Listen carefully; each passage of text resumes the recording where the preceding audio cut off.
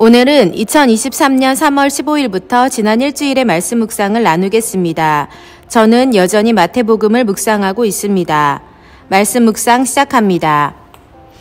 2023년 3월 15일 마태복음 21장 12에서 22절 말씀. 무화과 나무가 예수님의 말씀 한마디로 순식간에 말라버리는 장면을 통하여 다시금 시간의 주인이신 주님을 기억하게 된다.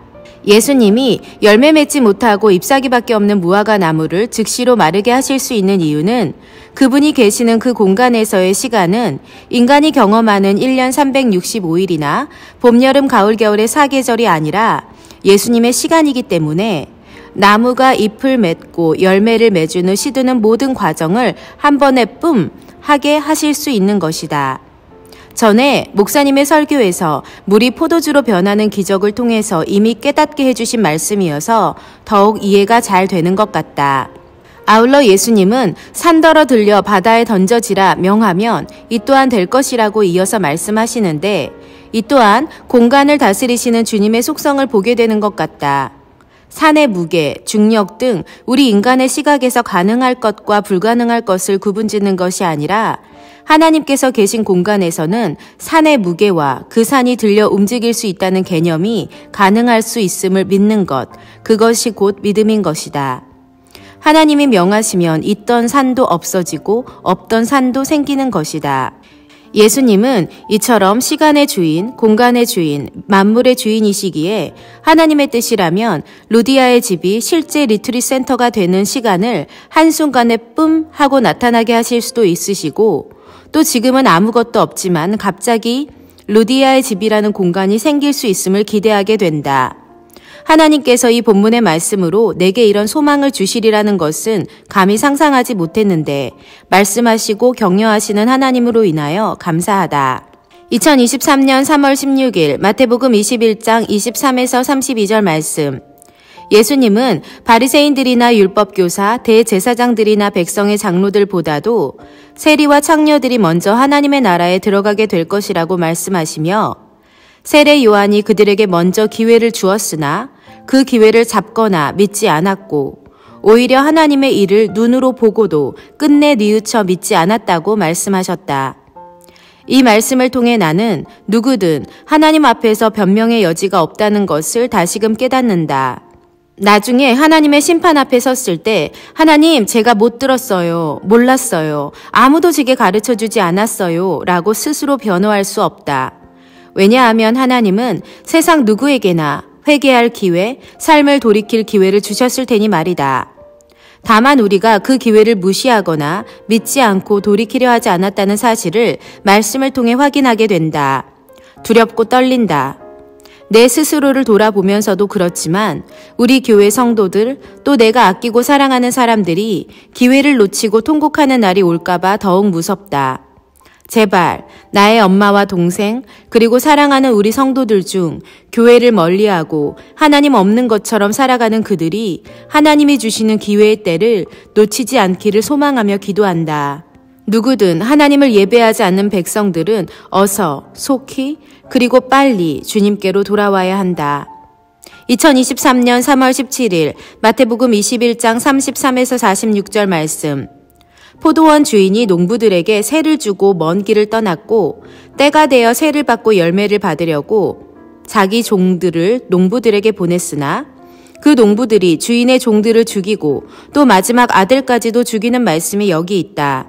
자주 읽고 묵상했던 말씀이었는데 오늘 새삼스럽게 깨닫게 된 것은 포도원 주인이 얼마나 관대하고 사랑이 많은 사람이었는가 하는 사실이다. 포도원 주인은 자신의 땅을 그냥 빌려준 것이 아니라 포도를 재배할 수 있도록 농장으로서의 준비를 갖추어 놓았고 산 울타리를 둘렀으며 거기에 즙을 짜는 틀을 만들고 망대까지 지어서 농부들에게 세를 준 것이다. 이는 마치 하나님께서 우리에게 그분의 기업을 맡기시고 또 그분의 백성들을 돌보도록 우리에게 사명을 주실 때는 이미 우리가 열매를 거둘 수 있는 환경과 조건을 모두 만들어 놓으시고 그 일을 맡기신 것 같다. 하나님은 이런 분이신 것이다. 우리가 무슨 일을 감당해야 할 때 그것이 하나님께서 맡기신 것이라면 이미 하나님이 열매를 거둘 수 있는 세팅을 완료하시고 우리에게 그 일을 하게 하신 것이라는 사실을 깨달으니 너무너무 마음이 든든하고 힘이 샘솟는다. 하나님께서 내게 맡기신 루디아의 집 사명에 있어서 하나님은 이미 이 사역을 할 수 있는 모든 준비와 세팅을 완료하시고 나를 부르셨다고 생각하니 미래에 대한 걱정과 염려가 사라진다. 이제 그 일을 행하시는 것만 보면 되니 말이다.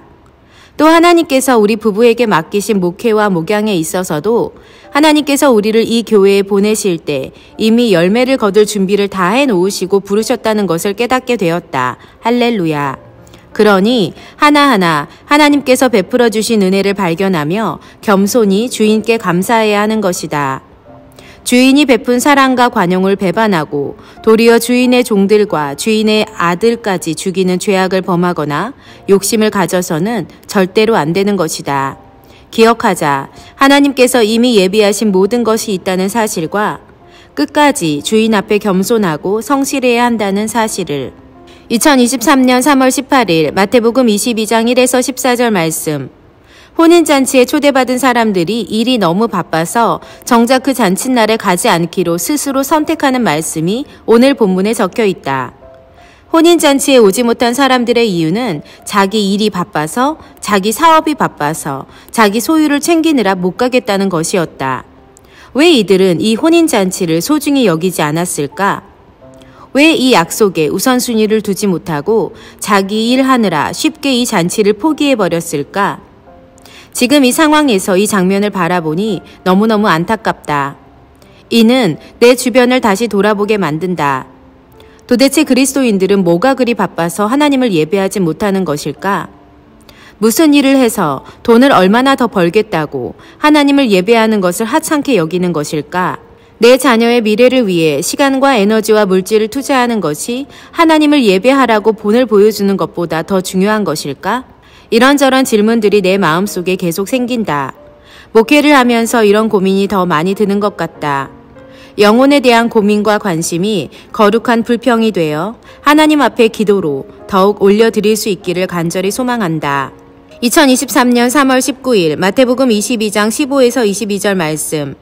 가이사의 것은 가이사에게, 하나님의 것은 하나님에게 바치라는 말씀에서 우리는 삶의 근원적인 가치와 주재권이 어디에, 누구에게 있는지를 명료화할 수 있는 것 같다. 예수님은 데나리온 하나를 예로 드시면서 그 동전에 그림으로 새겨진 사람과 글귀가 무엇인지를 살펴 그 주인에게 바치라고 말씀하셨다. 마찬가지로 세상의 모든 물건은 만든 사람이 있고 그것에 따라 가치가 달라진다. 따지고 보면 세상의 모든 것은 다 사람의 것처럼 보인다. 사람이 만들고 사람이 사용하고 사람이 그 가치를 평가하니 말이다. 어쩌면 이 같은 생각은 세상의 모든 사람에게 통용되는 상식처럼 들린다. 하지만 이 상식 위에 더 높은 상식은 그 사람은 누가 만들었느냐에 있을 것이다. 가이사 위에 하나님이 계신다. 즉, 사람 위에 하나님이 계시기에 사람이 만들고 소유한 모든 것은 결국 하나님의 것이 된다. 이것이 곧 하나님의 주재권인 것이다.